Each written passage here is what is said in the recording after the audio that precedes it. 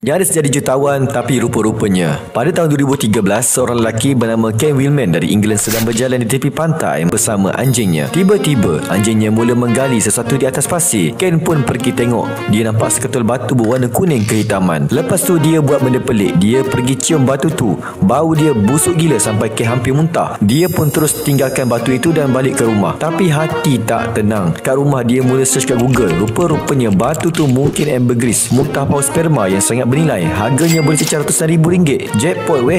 Dia pun patah balik ke pantai, ambil semula batu tu dan simpan selama 2 tahun. Ken dah mula bayang dia akan jadi kaya raya sebab masa tu pun dia tengah menganggur. Media pun mula kecoh. Berat batu tu 3 kg. Potensi harga sampai 100,000 pound. 2 tahun kemudian, batu tu pun dihantar ke makmal Amerika Syarikat untuk diuji ketulinannya. Ken dah pasang angan-angan besar. Tapi bila keputusan keluar, hancur dulu hati dia. Batu tu cuma batu biasa, tak ada nilai langsung. Zero, kosong. Harapan jadi jutawan lenyap begitu saja. Bila ditanya media, Ken kata, kalau boleh undur masa, aku sepak je batu tu dan terus jalan. 2 tahun simpan, akhirnya hampir nangis tepi bucu katil je lah.